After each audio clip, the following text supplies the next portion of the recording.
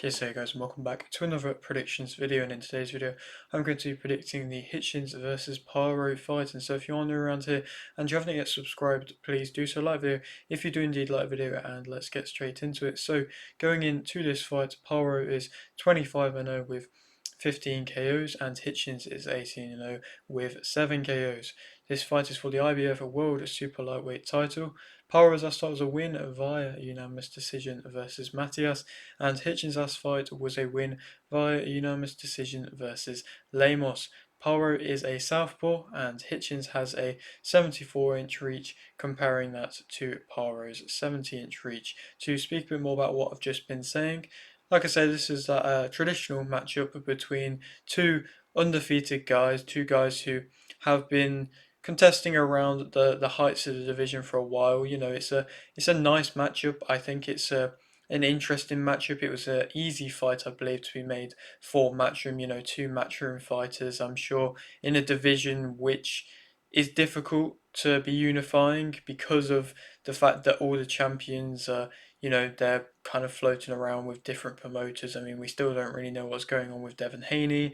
We have, Teofimo Lopez roaming around. We have, multiple different fights available. Valenzuela floating around. Like I said, they're all with different promoters, and so unless Riyadh season gets involved, it's difficult for the division to get unified. It's nice though to see this fight happening, and to see this matchup taking place. Obviously, Paro coming off that shocking moment, he's seemingly kind of getting known for these shocking moments in his career. I mean, we had the Brock Jarvis knockout, which was a huge knockout for him in front of his home fans, really put him on the map, that one did. And, in Australia, where he was seen as the lesser puncher and he wasn't seen to, be able to compete with, Jarvis's punching power and things like that, it was surprising to see that he was able to get such a big knockout, especially in round one, and then to move on to the Montana Love fight, where he managed to get a big win there as well against an opponent in which, Montana Love did get shown up a little bit versus Stevie Spark, and wasn't having the amount of hype in which he did originally have on him when he came into the Paro fight, but still was a very good performance and a very good win for him then. To then go on to the Matias fight, which was a hugely surprising moment where, of course, Matias was coming in as this huge boogeyman of the division, a big name, really getting hyped up by Matchroom, and was expected to just walk through Paro, was pretty much just walking through all his opponents, and he was looking like a scary figure to be able to face, and he looked like a figure in which nobody wanted to fight against. And Paro stood up, took the test, and passed. He passed with flying colours. Matthias looked weird in that fight. He looked poor. He looked like he didn't really want to go fully past first gear, but Paro grew into it straight away. He knew a game plan. He had a game plan. His team always comes in with an excellent game plan and was able to have success and be able to win through that way. And, realistically, he's kind of made Matthias a bit of an unknown name now. Matthias perhaps was very much overlooking him going into that fight, and, a lot of the fans were as well, so I suppose to an extent you don't blame him, but Matthews since then has been dropped by Matchroom. Well, secretly dropped by Matchroom. It wasn't even a big thing either. He's just kind of been subtly dropped by Matchroom. Has gone away, had to go back to fighting on smaller shows, and he, has since then gone and got another stoppage win. But it's kind of made him like a bit of an unknown, and that's all thanks to Paro doing that. And Australia's going to get behind their own. They're going to really support this guy, and they seemingly are so far. Australian boxing isn't an interesting point. It was not doing too good, before Tim Tszyu got involved. There wasn't really too much going on. Then Tim Tszyu got involved and it started doing very well. As of recent, on the women's side of things, I think it's doing well. We have Sky Nicholson, Shanika Johnson, Shay Keneally, various different world champions in the women's side.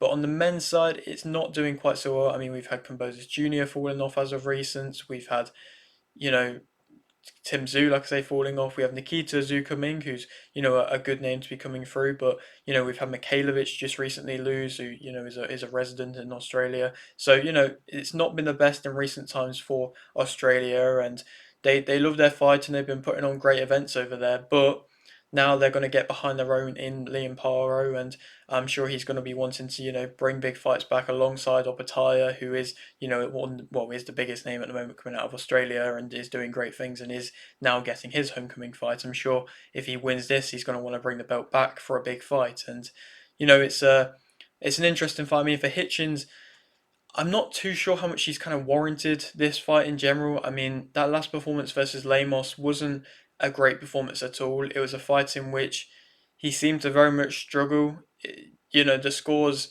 definitely could have gone to a split decision either way, realistically. It wasn't a convincing contest. I mean, the commentators were saying that Paro's win versus Matthias wasn't that convincing, and it could have gone to be a draw. But everybody else knows that it was very convincing. But Hitchins' fight, I just don't know. It didn't look amazing. I don't think it really set him up for a world title fight or anything like that. I suppose it was quite surprising in general that they wanted to make this fight. Paro, they seemed like they were trying to look for other fights available, other big names like Haney and things like that. But like I say, nobody really knows what's going on with Haney at the moment. So Hitchins has come in for this fight, and I'm sure he's more than ready. It's a very different stylistic matchup for both fighters for this fight. I mean, Paro obviously hasn't got to deal with the scare elements of Matias and hasn't got to deal with the power of that, and Hitchins hasn't got to deal with Lemos, that kind of onrushing pressure, who's just gonna throw everything he can at you and not really have too much technique behind it. So, like I say, for this fight, it's very much a different stylistic matchup. I think for both of them, it's a better stylistic matchup. I think perhaps definitely for Hitchins, that's a better stylistic matchup. And obviously, what Lemos has gone on to, I suppose, not do since that loss versus Hitchins. He went and fought Keyshawn Davis and got beaten badly versus Keyshawn Davis. When I personally thought that he would be able to win and have success and be able to do what he couldn't do versus Hitchins, he went and lost in bad fashion. And I just don't think that win hasn't aged well. It was a very close win anyway, and he's just coming off of a poor fight, and it's just interesting to see, like I say, that he's been given this opportunity, and obviously he's this fight is in Puerto Rico. It's interesting to see that it is in Puerto Rico. I'm not really too sure as of why. I think it could have been a big homecoming for Paro if they wanted it to be. If not, it could have been a bigger fight in America. I'm just not sure. I think maybe both fighters are just, they wanted to Matchroom wanted to have an event in Puerto Rico. They haven't done in a while, so they wanted to. They have some, relatively big names from Puerto Rico in their stable. I mean, Yanquiel Rivera is kind of the one of the bigger ones that's getting involved in this card, and somebody who I've had the pleasure of interviewing is a great fighter, and I'm really enjoying the progression in which he's been making. But like I say, in general, it's just interesting to see that Puerto Rico is the venue for this fight. I'm not too sure how well it's going to sell, but they are always up for the fights of Puerto Rican fans. And in general, Puerto Rican refs and judging has typically traditionally been known for being good and being reputable. It's seemingly always been able to give the winner of the fight the deserved winner of the fight, and not really been controversial or anything like that. And when we've seen as of recent a lot of controversial judges, it's nice to hear that we're probably not going to get one here, or at least hope we're not going to get one here, because I do think this could possibly play out to be a close matchup. Because, like I say, on paper, it is a stylistic matchup, which is going to be interesting to see if either of them can get domination in this fight. To speak about them both individually as fighters, so Paro, like I say, he's very good at fighting to his game plan. I think he comes in with an excellent game plan and often does, and it's credit to his team. He's very tactical in his work and was able to utilize a lot of things to be able to have success versus Matthias. I mean, the thing in general in which I really picked up was the fact he wasn't loading up on his punches. He wasn't trying to match the power of that of Matias, and he was also just continually shoving him back and trying to create space and not letting Matias walk him down, not letting him dig in shots, in which a lot of fighters haven't been able to push Matias back, haven't really tried to push Matias back that much, but Paro did that very well, and that's where I think he had most of his success. I think he's got very good footwork as well. I think they are both very good movers. Paro isn't got the speed, but he has got that technical kind of footwork where he was able to let off cool shots and then move around, reset, and circle back round. And in general, it was good footwork in which he showed against Matthias. He's got a good chin. He took a few big shots from Matthias. Not a crazy amount. Matthias didn't really throw loads, but he did take a few good shots, and it was impressive to see that he was able to do that. And he ties up well when necessary. Perhaps if he ties up on Hitchins and he becomes in as the more aggressive fighter, he might be able to, have Hitchins kind of get like a PTSD moment where he's like, oh no, not again, not another pressure fighter that he has to tie up with. And like I say, Paro ties up well. He's well conditioned. I think Hitchins' conditioning was tested in that last fight versus Lemos, and Paro had his tested, but he came kind of through with flying colours. He didn't really have to leave second gear, but still, nonetheless, I think he is well conditioned. He doesn't load up, like I say. I think he grows in confidence. I think both of these fighters are confidence fighters. They both need to be able to get into their rhythm, and when they do, they're amazing, but they just have to be able to get into that rhythm. And I think Paro does grow in confidence, throughout the fight, like I say, similar to that of Hitchins. He's willing to push you back, like I say. He's got good body work. He will go to the body nicely as well, I think. He does that nice little sneaky shot in which you see Crawford do sometimes, where he kind of just like opens up the guard and taps you to the body instead of digging in shots to the body, which is nice. It's a nice little touch. You don't really do too much, but it's nice to see. He can outthrow you. He works on openings nicely. He moves after exchange as well, like I say, with his footwork. He can fight on the front or the back foot. He's efficient in his work, and he typically always tries to respond if he gets caught with shots. Perhaps that could be a bad thing if he's trying to respond and struggling to kind of slow down Hitchins and struggling to be able to catch up with Hitchins. That could be a bad thing. Speak about negatives about him, I think he has the lesser speed, obviously out of the two. It's very difficult to be able to match the speed of Hitchins, and I just don't think he is able to. I don't think that's going to affect him too much, but it's just a factor that's going to probably, play a bit of a role. He stands tall. His head movement isn't awful, but it is a bit more limited than that of Hitchins. Hitchins is much more superior, I believe. He's got an open guard for counters. He does open up a bit when he's striking, and I think Hitchins counters, if he gets them going, he could possibly have success. I think his timing on the back foot isn't excellent, Paro, so if Hitchins does push him back, I'm not too sure if he's going to be able to, but if he does, then he's not going to have the best of timing. He's willing to stay on ropes perhaps a little bit too long at points, perhaps pushes you back too much at times. Like I said, I don't think he's going to be wanting to push back Hitchins. I don't think Hitch is going to be that type of a fight. So I think they're going to have to come in with a different game plan for this fight. Paro's team. He may get frustrated if things aren't going his way. As the newly crowned champion, I think he's confident coming into this fight, and that kind of new sense of confidence against the Hitchins, the style in which Hitchins has, he could be frustrated, and he can get drawn into a fight a bit as well. Paro, like I said, I don't really think he's going to be having to worry about that too much for this fight. Hitchins, as a fighter, though, I think he's got a great jab. I think he's got an excellent jab, realistically. That's his greatest weapon, and it's very well executed every time that he throws it.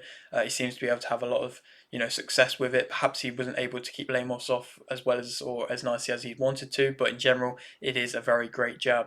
Uh, he moves well. Of course, he's very fast in his movements and he's reactive in his movements as well. And yeah, in general, he does have that superior, in my opinion, movement on the back foot than that of Paro. He can fight at a mid range. Typically, that's where he wants to fight, and I think Paro is going to be happy to match him and fight at mid range. So if they're both going to fight at a mid range, it's going to be one of them kind of tactical, perhaps chess match type fights in which might not be the most entertaining for fans, but I think yeah, it's going to be for a boxing fan. It's going to be intriguing to see who can come out on top from that. He picks you apart. Technically, he's very skilled, and he's very gifted technically. He's slick. He's measured. A lot of his stuff is measured. He finds his range very well, and early on, he gets out of the corner well. He does maneuvers well and doesn't have to. He can tie up, but and he did quite a lot versus Lemos. He was hugging him a lot, but yeah, I don't think he has to, and I think he can move well. I think I would just like to see him, circling as well as what I know he can do. He resets well. It all comes off the jab of a lot of his work as well. That great jab. Why not have everything come off it when it is so good? He's comfortable and he has combinations when he lets off at his own tempo, at his own pace, and he did that at certain times versus Lemos. He looked very good, and that was where he had the best of his success. Speak negatives about him. I think I think he struggles against pressure and power. If Paro's team is looking at anything to do with Lemos that fight, they're probably going to ask Paro to come forwards and be that kind of pressure fighter, in which he can be. He doesn't really, have that crazy amount of power, but he definitely can be a pressure fighter. And so if he's going to be putting it on Hitchins, Hitchins is, like I say, I'm going to want to see him moving around the ring. I'm not going to want him seeing. I'm not going to want to see him just kind of tying up a lot. That's what a lot of people are not going to be wanting him to see do. He can keeping you out of range. I think he seemed to struggle to do that versus Lemos from his jab.